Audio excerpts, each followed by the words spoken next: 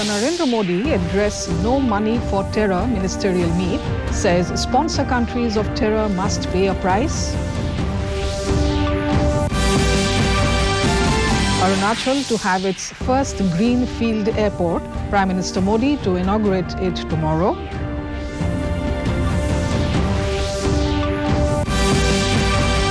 Country's first private suborbital rocket launched from Sriharikota. Space Minister says it will create India's own space ecosystem. International Tourism Mart in Mizoram enters second day. Donor Minister Reddy says state has huge potential in adventure and ecotourism. And police seize boxes of high-grade heroin worth 14 crore rupees in Meghalaya. Chief Minister Conrad Sangma hails police for the haul. Good evening, viewers. Welcome to the Northeast News Bulletin. This is Jolly Hoikia Grogoi bringing to you the stories in detail. In national news first, Prime Minister Narendra Modi today expressed a view that the world needs to unite against all kinds of covert and overt backing of terrorism, as certain countries support terrorism as part of their foreign policy. Addressing the third No Money for Terror Ministerial Conference on Counter-Terrorism Financing in New Delhi, he said there must be a cost imposed on countries that support terrorism. On terror financing, Modi said, it is well known that terrorist groups get money through several sources and one source is state support. Saying that the intensity of the reaction to different attacks cannot vary based on where it happens, Modi said all terrorist attacks deserve equal outrage and action. He was of the opinion that even a single attack is one too many and even a single life lost is one too many. They offer political, ideological and financial support to them. International organizations must not think that the absence of war means peace. Proxy wars are also dangerous and violent. Our country faced the horrors of terror long before the world took serious note of it. Over the decades, terrorism. On the other hand, addressing the meet, Union Home Minister Amit Shah said protecting a terrorist is equivalent to promoting terrorism. He said some countries try to protect and shelter terrorists. He said there are countries which seek to undermine or even hinder the collective resolve to fight terrorism. He said terrorist safe havens or their resources should never be ignored, and the double speak of such elements who sponsor and support them must be exposed. On the threats posed by the technology before the security architecture, Shah said forms and manifestations of terrorism are continuously evolving due to technological revolution. पर चलने वाली इन गतिविधियों के pattern को analysis कर समझना होगा और उसके उपाय भी ढूंढने होंगे। दुर्भाग्य से कुछ देश ऐसे भी हैं जो टेररिज्म से लड़ने के हमारे सामूहिक संकल्प को कमजोर करना या नष्ट करना चाहते हैं। हमने कई बार देखा है। Arunachal Pradesh is all set to get its first greenfield airport. Prime Minister Narendra Modi will inaugurate the Doni Polo Airport in Itanagar tomorrow. Today, State Governor Brigadier Dr. B.D. Mishra, retired, visited the airport and reviewed the preparations for the Prime Minister's visit. The Governor visited the terminal building, passenger lounge, airside facilities and the public meeting venue. He said it is one of the best gifts to the people of Arunachal from the Prime Minister Modi. He advised the officials to ensure foolproof security drills amid inaugural arrangements. Prime Minister Narendra Modi will formally inaugurate the Kashi Tamil Samagam tomorrow. Delegates from 12 different categories will come to Kashi from Tamil Nadu during this one-month period and interact with their counterparts. Preparations for the grand welcome of the delegates are in full swing. Union Minister for Education Dharmendra Pradhan today visited the residence of the family members of famous Tamil poet Subramaniam Bharati. He met K.V. Krishnan, the 96-year-old nephew of Mahakavi Subramaniam Bharatiyar.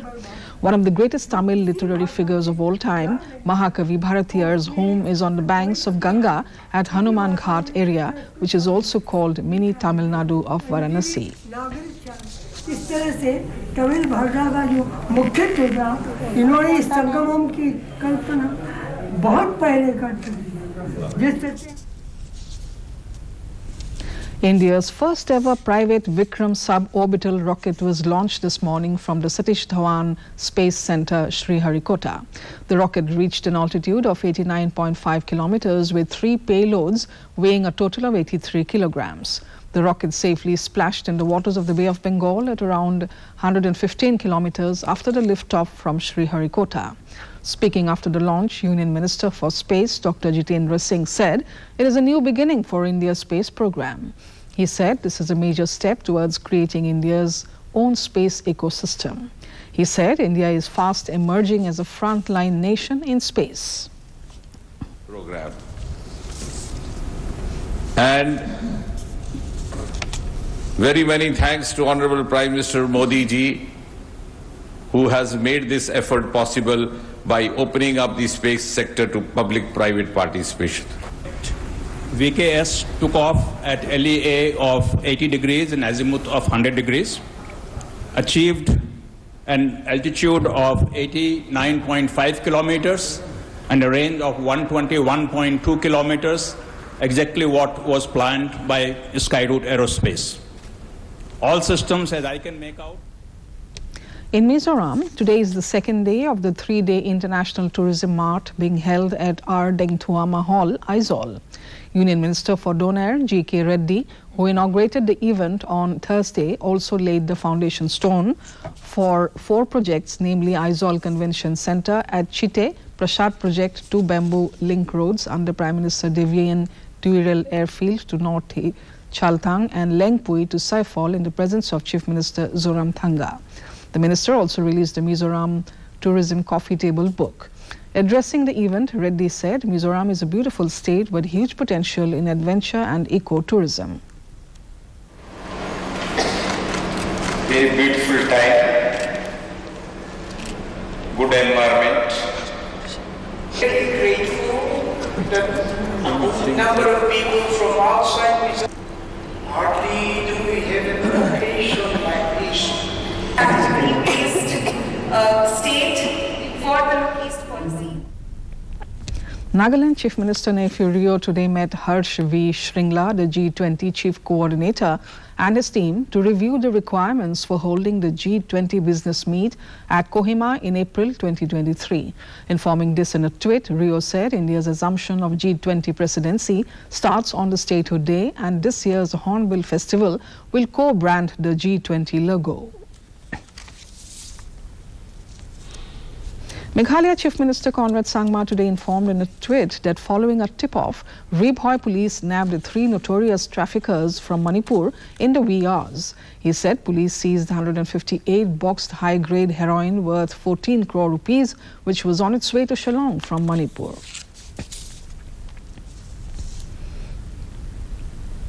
In Arunachal Pradesh, as a befitting tribute to the founder of the present-day capital city of Itanagar, Chief Minister Pema Khandu today unveiled a statue of late Nabam Runghi at the interstate bus terminal at Lekhi.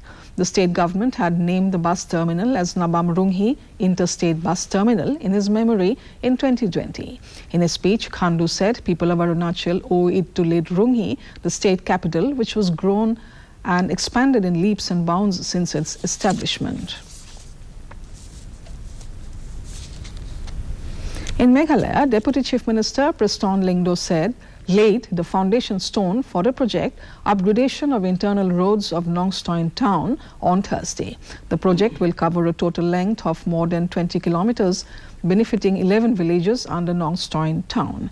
The internal road project will be implemented under Meghalaya Integrated Transport Project funded by the World Bank at an estimated cost of 29 crore rupees. On the same day, Lyngdoh also inaugurated the U Sibsing Siem PWD Inspection Bungalow, Nongstoin. The Meghalaya High Court on Thursday dismissed the writ appeal of 66 people who sought to be reinstated as assistant teachers in government lower primary schools in the state. It may be recalled that the high-powered committee, after examining the representations, declared 187 candidates as not tainted. The remaining 66 filed a writ petition in the High Court, assailing the CBI report dated November 13, 2018, and the committee's report and recommendation dated February 22, 2021. Senior advocate Salman Khurshid said that the court felt the issue of whether the marks were given properly or not by the high-powered committee is not maintainable. The possibilities for a further appeal. The Chief Justice, the bench, felt that the issue of whether the marks were given properly or not by the high-powered committee is not appealable, and therefore if there are two views, they'll have to raise. Manipur Chief Minister N. Biren Singh today informed in a tweet that the state will host Femina Miss India 2023 finale. He said the state government has signed the partnership agreement with the Times Group to host the event.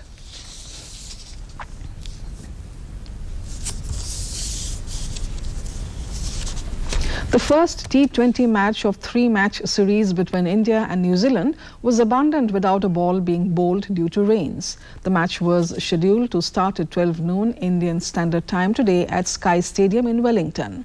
The second T20 match will be played at Bay Oval, Mount Maungnai on November 20 and the third at Maclean Park, Napier on November 22. Now, before we end the news, the headlines once again.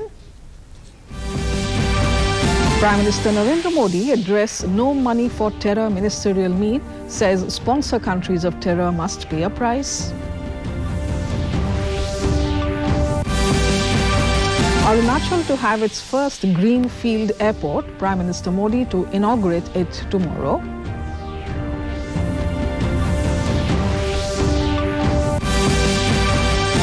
Country's first private suborbital rocket launched from Sriharikota. Space Minister says it will create India's own space ecosystem. International Tourism Mart in Mizoram enters second day. Donor Minister Reddy says state has huge potential in adventure and ecotourism. And police seize boxes of high-grade heroin worth 14 crore rupees in Meghalaya. Chief Minister Conrad Sangma hails police for the haul. And that brings us to the end of this evening's bulletin. Thank you for tuning in. Namaskar.